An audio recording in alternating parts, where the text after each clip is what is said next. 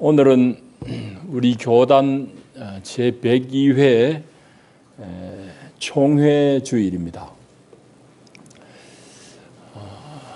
이제 곧 9월에 되면은 이제 총회가 열리고 9월 첫 주일이 총회 주일인데 오늘은 그래서 총회 주일 예배 순서를 참고해서 여러분들과 말씀을 좀 교통하려고 합니다. 지금부터 한 100년, 정확하게 98년 전에 3.1 독립운동이 일어난 건 여러분 다 아십니다. 3.1 운동이 일어날 때에 우리 조선의 기독교인들의 분포는 전체 인구의 1.25%밖에 안 됐습니다. 그럼에도 불구하고 여러분들 아시는 대로 3.1 독립운동은 교회가 주축이 되었고 교회의 모든 통신수단이 활용이 되어서 일어났던 독립운동이었습니다.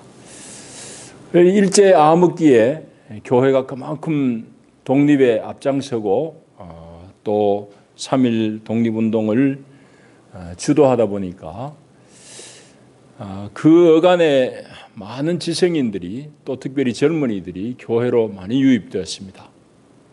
그것은 이제 교회가 기독교가 민족의 등불이고 또 흑암 가운데 헤매는 우리 백성들 가운데 희망의 빛이 교회 가운데서 보였기 때문일 것입니다. 그때 유입된 많은 젊은이들은 그 이후에 우리 현대사의 주역으로 대한민국 현대사의 주역으로 활동했던 것 여러분이 다 알고 계십니다.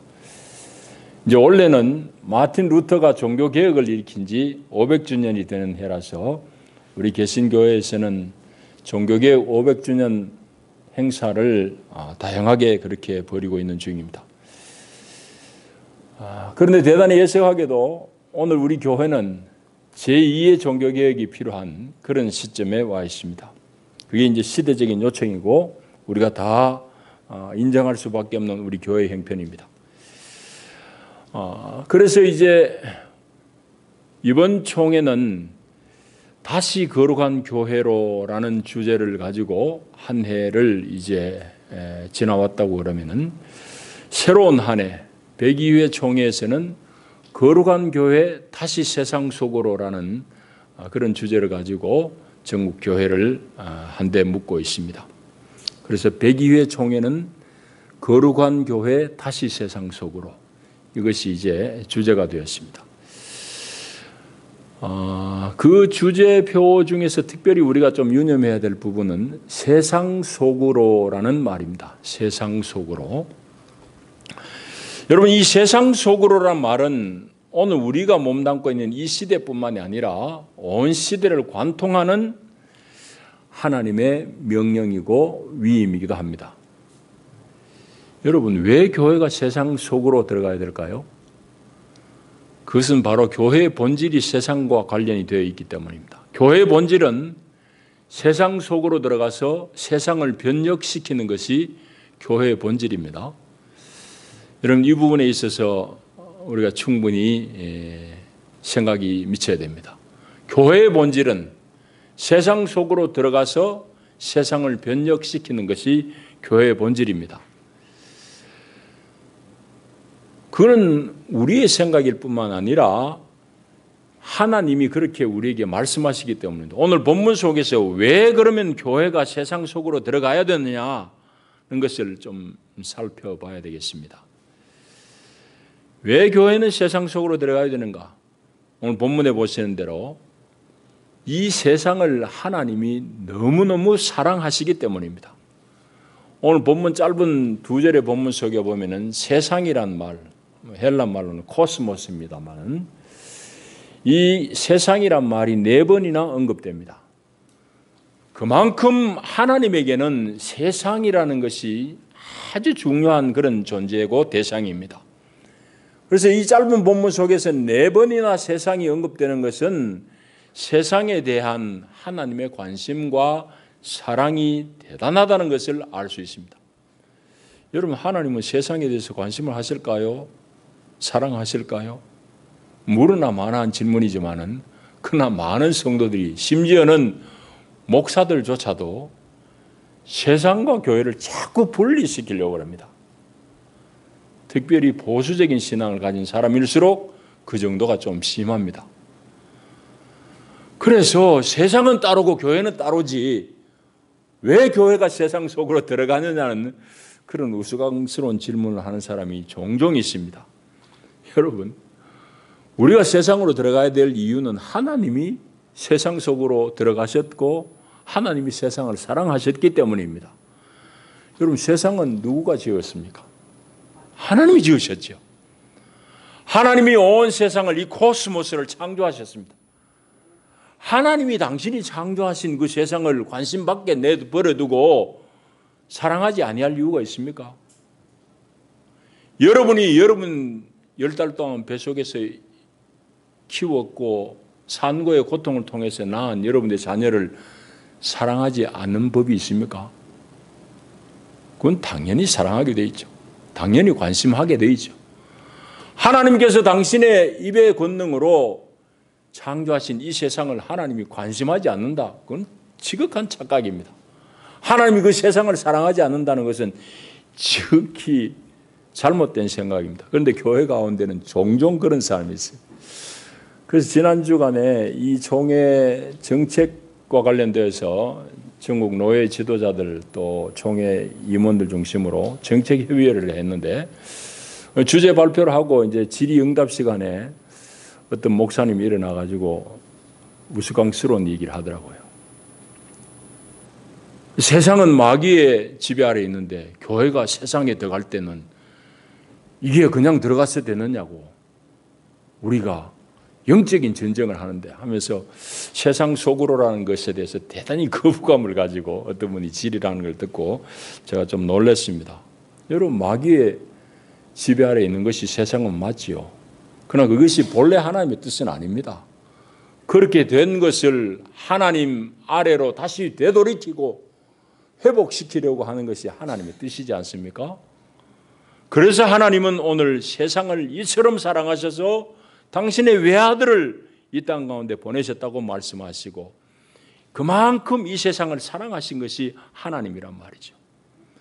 그래서 하나님은 이 우주를, 이 코스모스를, 이 세상을 창조하셨을 뿐만 아니라 그 창조의 마지막 날에 하나님의 형상을 따라 사람을 지으시고 우리 사람으로 하여금 하나님의 뜻을 좇아 이 세상을 관리하고 다스리도록 하신 것이 하나님의 뜻이지 않습니까? 그런데 그 사람들이, 그 아담과 하와가 그만 마귀의 꾀임에 넘어가지고 하나님을 떠나버리게 되고 그로 인해서 하나님의 이 요구가 다 왜곡되어 버렸습니다. 하나님의 뜻을 쫓아서 세상을 다스리는 것이 하나님의 본래 창조의 질서인데 이제는 사람은 마귀를 쫓아가지고 마귀가 내가 마귀다 하진 않아요. 사람 속에 있는 탐욕을 타고 마귀가 장난을 칩니다. 그래서 온 세상은 지금 보시는 대로 탐욕에 따라서 움직입니다. 더 쉬운 말로 얘기하면 돈에 따라 움직이는 것이 오늘 우리 세상이죠. 그래서 하나님의 뜻, 하나님의 창조의 질서는 다 왜곡되어 버리고 뒤틀려 버리고 그래서 세상이 신음하고 또 못 가진 사람들, 약한 사람들이 세상에서 짓눌리는 것이 오늘 우리가 몸담고 있는 이 세상이 옳시다. 그럼 본시 하나님은 하나님을 경외하는 가운데 이 세상이 특별히 이 지구가 하나님의 복을 충분하게 누릴 수 있도록 다 주시고 아주 풍요로운 가운데서 안전한 가운데서 삶을 누릴 수 있도록 하는 것이 하나님의 창조의 질서인데 이 하나님의 창조의 질서가 완전히 무시되어 버린 거예요. 하나님의 뜻이 완전히 왜곡되어 버린 겁니다. 그 현상이 오늘 우리가 겪고 있는 이 현상, 우리의 세상이다 말이죠. 그래서 탐욕이 판을 치고 이제 불의가 만연한 세상이 되어버리고 힘 있는 놈이 지 마음대로 하는 거예요. 이건 개인 관계뿐만이 아닙니다. 국가 간의 관계도 마찬가지예요. 여러분 입으로는 다 정의를 이야기하고 평화를 이야기하지만 다 힘 있는 놈이 지 마음대로 합니다. 세상을 흔들고 자꾸 위협하고 전쟁의 위험 속에서 자기 장사하고 이건 뭐 개인이나 국가나 마찬가지예요. 그렇게 세상은 하나님을 거역하는 세상이 되어버렸단 말이죠. 그래서 하나님께서는 당신이 창조하신 이 세상이 이렇게 뒤틀리는 것을 보시고 이 땅 가운데 이스라엘을 내셨어요. 작은 나라예요. 그것도 애굽에서 종살이하는 백성들이에요. 그들을 구원해 내셔서 제사장 나라로 삼았지만 이스라엘은 역사 가운데 실패했습니다. 왜 실패했느냐? 그럼 오늘 교회의 실패의 지점하고 꼭 마찬가지입니다. 이스라엘이 실패한 것은 자신들의 부름의 의미를 놓쳐버린 거예요. 하나님께서 이스라엘을 불러내신 그 부름의 이유는 출애굽기 19장에 명확하게 나와 있습니다. 미약한 나라지만은 제사장 나라로 불렀다. 하나님께서 제사장 나라로 이 땅 가운데서 이스라엘을 불러내시고 하나님의 보배로 삼으셨다. 우리 번역에는 보배가 아니고 뭐로 되어 있는지 지금 잘 기억이 안 납니다. 하나님께서 하여튼 보배로운 존재로 이스라엘을 뽑아내셔서 제사장 나라로 삼으신 거예요. 제사장 나라라는 것은 이스라엘이 국가 단위에서 제사장 노릇하는 겁니다.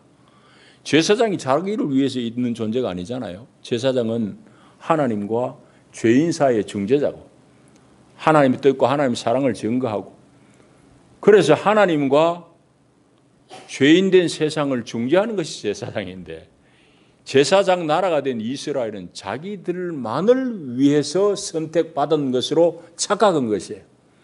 그래서 유대인들은 지금도 그 정신을 다 놓치고 포기한 거 아닙니다. 유대인들 생각 속에는 아직까지도 남아있는 게 뭔가 하면은 자기들만 선민이에요. 이방 사람들은 왜 있느냐? 지옥 불 때야 되니까 지옥 불쏘시개 정도로 생각하고 있습니다. 그만큼 자신들만을 위한 하나님으로 오해한 거예요. 그래서 이스라엘이 실패했습니다. 오늘 교회가 실패하는 것도 마찬가지입니다. 교회는 교회를 위해서 존재하는 게 아닙니다. 교회는 교회를 위해서 존재하는 게 아니에요. 교회는 세상을 위해서 존재하는 겁니다. 제사장인 거예요. 제사장 나라가 되어야 되는 겁니다. 이것이 오늘 우리가 신앙적으로 많이 혼돈되고 또 신학적으로 혼돈되어진 그런 결과 때문에 오늘 교인들도 심지어 일부 목회자들조차도 교회만 자꾸 교회 챙기는 것만 생각하고 교회 커지는 것만 생각하고 세상에 대해서는 관심이 없고 세상이 얘기하면 교회가 뭐 자꾸 세상 얘기하는 정치 얘기 왜 하냐고 합니다. 그건 지극한 혼돈입니다. 그렇지 않습니다. 그래서 하나님께서 세상을 사랑하셔서 그 세상을 회복시키기 위해서 하나님이신 당신의 아들을 사람 되게까지 하셔서 사람 세계 속으로 들어오신 분이 하나님이에요. 여러분 이것은 마치 여러분들로 하여금 여러분들이 뱃속에 있는 자녀를 개로 낳아라 하는 것 이상의 어려움입니다. 하나님이 사람 되신 사건이에요. 성육의 사건은. 예수님이 사람의 몸을 입고 온 것은 내가 개 되는 것보다 더 힘든 사건이다 이 말이죠. 그런 정도로 우리 하나님은 세상에 관심이 많고 세상에 대한 사랑이 지극한 분이에요. 우리가 그 사랑을 먼저 알고 그 은혜를 먼저 입었으니까 당연히 교회도 세상 속으로 들어가야 되는 거죠. 당연히 들어가야 되는 거죠. 그래서 오늘 이제 교회는 하나님으로부터 먼저 알고 먼저 깨달은 이 사랑을 가지고 세상 속으로 들어가서 하나님의 사랑을 흘려보내줘야 됩니다. 하나님은 성도만이 아니라 교회 밖에 세상의 사람들도 관심이 많아요. 그들에 대해서도 하나님은 지극히 사랑하고 계신다. 그 하나님을 예수님은 어떻게 우리에게 표현해 줄까? 예수님 고민 많이 하셨던 것 같아요. 고민 끝에 예수님이 우리에게 비유로 하신 얘기가 우리가 흔히 알고 있는 탕자의 비유입니다. 여러분 그 탕자의 비유 중에 큰아들, 부잣집 큰아들은 오늘 교회 안에 먼저 들어와 있는 사람이에요. 둘째 아들은 아버지 번연히 살아있는데 유산 먼저 더 하려고 때를 써가지고 밖에 가지고 다 타라고 지 마음대로 살다가 돼지 꿀꿀이 죽도 없어가지고 아버지 집에 돌아가면 밥은 안 굶겠지 하고 아버지 집으로 몇 년 만에 돌아오는데 아버지는 오늘이나 내일이나 하고 매일 동구 밖에 나와 아들 기다리는 겁니다. 그래서 멀리서 오는 아들을 보고 아버지가 쫓아나가는 거예요. 그 탕자의 비유 속의 주인공은 아버지입니다. 세상에 대한 아버지의 사랑을, 아버지의 관심을 예수님은 그렇게 드러내 주신 거예요. 그렇게 표현하신 거예요. 그래서 오늘 그 탕자의 비유 속의 아버지는 바로 세상을 향한 아버지 하나님의 마음을 예수님께서 우리에게 전해주신 부분입니다. 그러니까 오늘 교회에 있는 우리가 마땅히 세상 속으로 들어가야 될 이유가 분명하죠. 자, 그래서 성경적으로도 우리가 잘 보면은 우리가 세상을 관심해야 되는 게 분명해요. 세상이 왜곡된 걸 놔둬버리고 세상은 본래 그러려니 그거는 마귀가 다 장난치도록 놔둬버리고 우리는 우리끼리 잘 살자는 것은 잘못된 신학이고 잘못된 신앙입니다. 그런데 우리가 오랫동안 그렇게 교육받아오기도 했고 그렇게 가르치기도 하고 그랬습니다. 세상 일 교회 신경 쓰지 마라. 우리 은혜 받고 우리 안에 잘해야지. 뭐 그런 정도입니다. 아닙니다. 그래서 교회가 세상 속으로 들어가야 되는 것은 세상을 하나님이 너무너무 사랑하시기 때문에 우리도 들어가야 된다. 또 한 가지 우리가 더 살펴봐야 됩니다. 우리가 왜 세상 속으로 들어가야 되느냐? 여러분, 세상에는 하나님의 사랑이 너무너무 필요한 것이기 때문입니다. 하나님의 사랑을 너무너무 필요로 해요, 세상이. 아니, 아무 데 가도 세상 사람들 하나님 찾지도 않고 하나님 사랑을 요구하는 사람 없는데요. 그 말은 맞지요. 그렇지만은 세상의 꼴을 여러분들 보시라고요. 하나님의 사랑이 정말 필요한 것이에요. 여러분, 오늘 우리가 몸담고 있는 이 시대는 대단히 풍요로운 시대입니다. 저는 제 아내하고 가끔 그런 얘기합니다. 저는 이제 베이비 부모 세대 중에서는 아주 좀 나이 많은 축이거든요. 제 연배가. 제 또래가 참 제 아내하고도 얘기 나누듯이 참 기묘한 시대에 태어났어요.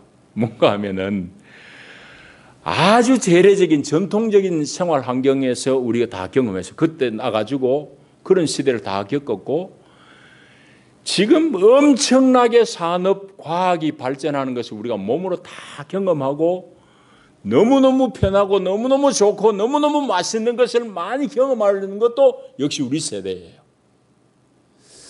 지금 뭐 7, 80대 분들은 눈으로는 구경하지만은 실질적으로 세상에 이렇게 발전된 풍요로운 것을 잘 즐기지는 못해요.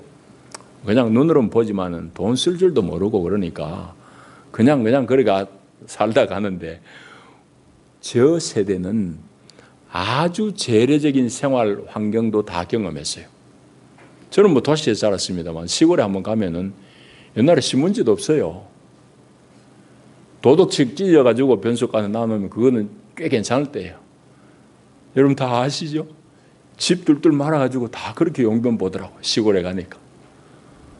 그렇게 우리가 다 자랐던 시대예요. 제 또래는 과자라는 것을 제일 먼저 경험한 세대이기도 해요. 여러분 여기 청년들, 학생들은 우스꽝스럽겠지만은 대한민국 소위 공장에서 나오는 과자 1호는 라면 땅입니다. 그전에 공장에서 나오는 과자가 없었잖아요. 다 집에서 만든 거지. 집에서 만든 엿 먹으면 좋은 거지. 뭐 집에서 어머니가 단팥죽 끓여주면 아주 좋은 거고. 다 간식이 과자가 그렇게 재래식으로 소규모로 만드는데 대량으로 생산한 1호 과자는 라면 부스러기 튀겨가지고 나온 그거였다고요. 그 제 대학교 때 그거 나온 것 같아요. 그러니까 처음 과자도 맛본 세대가 저라고요. 그런데 지금은 어마어마하게 과자가 발전하고 발달하고 희한하게 나오잖아요. 너무너무 맛있는 게 나오잖아요. 너무너무 편리하잖아요. 여러분 이제 곧 눈앞에 다가왔습니다. 여러분 뭐 운전하다 잠 온다고 지금 뭐 고민이 많고 그렇죠. 연세 드신 분들은. 이제는 서울 아들집 주소만 넣어놓으면은 운전대 앉아가지고 누워 자도 시간 되면 아들 집에 딱 섭니다. 그게 곧 우리 눈앞에 다가왔어요. 여러분 택배 기사가 지금 와가지고 뭐 띵동띵동 사인 받아가죠. 곧 여러분들 문 앞에 조그마한 비행기가 드론이라고 하는 비행기가 여러분들 주문한 택배 물건을 갖다 놓을 날이 이제 곧 다가옵니다. 여러분 의사, 약사, 변호사 다 이제 줄어듭니다. 다 컴퓨터, 인공지능이 감당하는 시대가 곧 다가옵니다. 엄청나게 빨리 변하는 시대가 지금 우리가 몸담고 있는 이 시대라고. 그럼 세상이 변하는데 변하는 그 꼴이 방향이 뭐냐? 사람의 편리함 때문입니다. 그러니까 세상은 너무너무 빨리 바뀌는데 바뀌면 바뀔수록 편리해져요. 특별히 부인들이 많이 편리해집니다. 여러분 옛날에 상고해 보십시오. 낮에는 뭐 콩밥 매야 되고 저녁에 집에 들어오면 삼 탄다고 그래요? 뭐 삼배 짜야 되잖아요. 나쁨 없이 해도 겨우 식구들 입에 풀칠했는데 지금은 그런 거 하나도 안 해도 넉넉하게 옷을 입고 사는 시대가 됐습니다. 그러니까 아주 편리한 시대가 되었습니다. 옛날에 임금이나 여름에 먹을 수 있는 얼음을 여러분 뭐 마음껏 먹습니다. 이와 같이 오늘 우리가 사는 시대는 대단히 편리한 시대가 된 것은 사실입니다. 대단히 풍요한 시대가 된 건 사실입니다. 지금 밥 굶어 죽는 사람 없잖아요. 맛이 없어서 버리지. 밥 굶어 죽는 사람은 없다고. 그런 정도로 오늘 우리 시대는 대단히 편리하고 풍요로운 사회가 된 것은 사실이에요. 자, 그러면은 질문이 있습니다.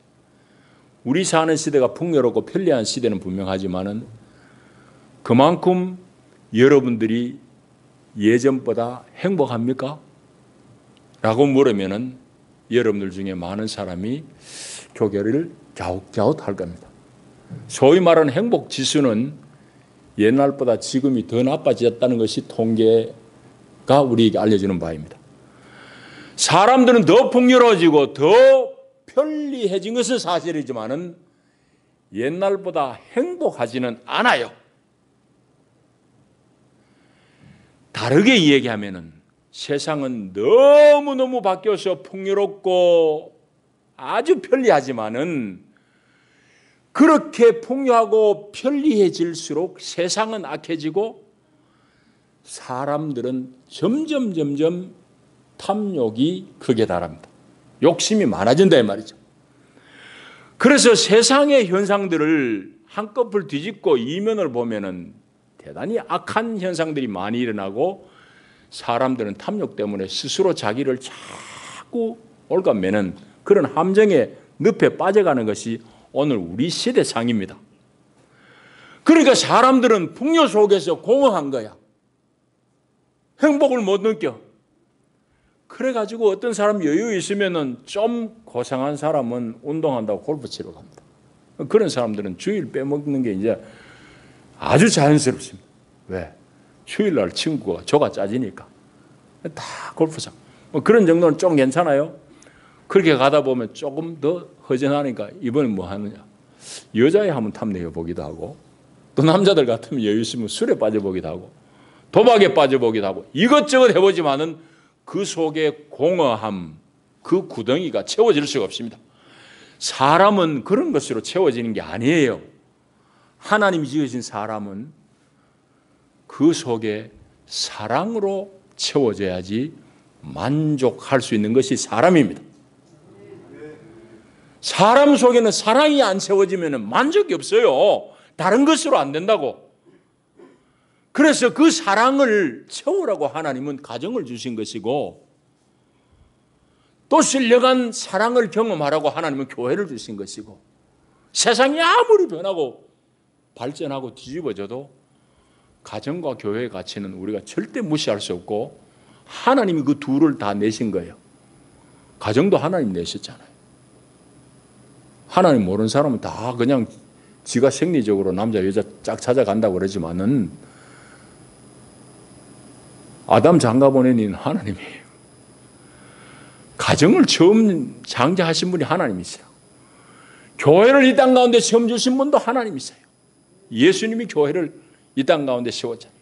베드로의 신앙 고백 위에 내 교회를 세우리라고 했잖아요. 그래서 이 가정과 교회는 우리 속에 반드시 채워야 될 그 사랑을 채워주는 그런 장치로서 하나님이 허락하신 겁니다.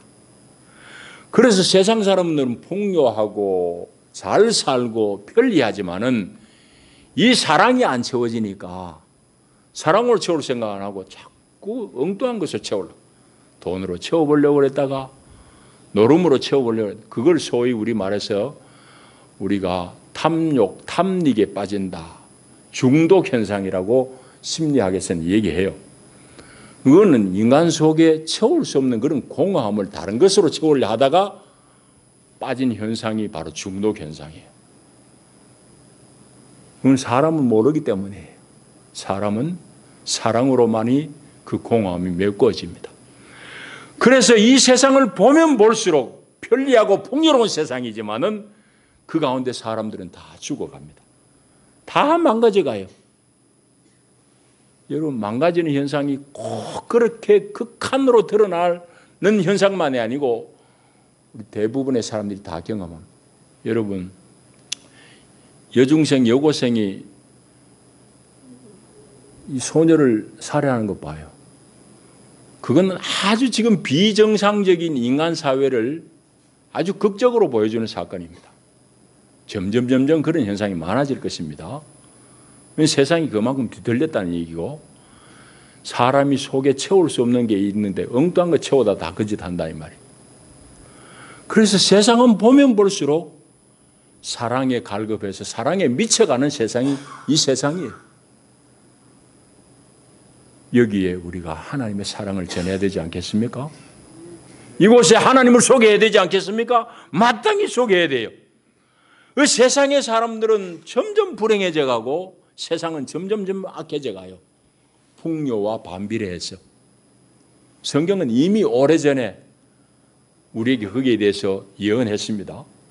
디모데후서 3장에 보시면은 너는 이것을 알라. 말세에 고통하는 때가 이르러 사람들이 자기를 사랑하며 돈을 사랑하며 자랑하며 교만하며 비방하며 부모를 거역하며 감사하지 아니하며 거룩하지 아니하며 무정하며 원통함을 풀지 아니하며 모함하며 절제하지 못하며 사나우며 선한 것을 좋아하지 아니하며 배신하며 조급하며 자만하며 쾌락을 사랑하기를 하나님 사랑하는 것보다 더하며. 이게 세상의 모습일 것이라고, 말세의 모습일 것이라고 사도 바울의 입을 통해서 하나님은 일찍 말씀하셨어요. 그래서 오늘 교회들로 하여금 이 같은 자들에게서 돌아서라 라고 말씀합니다. 여러분, 오늘 우리 시대는 방금 말씀드린 대로 점점 사악해져 가고 삭막해져 가고 인간의 심성은 피폐해져 가고 그 속에서 공허함, 도대체 채울 수 없는 그런 공허함 때문에 사람들은 무너져 갑니다. 여러분, 어디에서도 사람들은 희망을 찾을 수가 없습니다. 돈인가 싶어서 돈을 죽자 사자 벌어봤는데 아무것도 아니에요.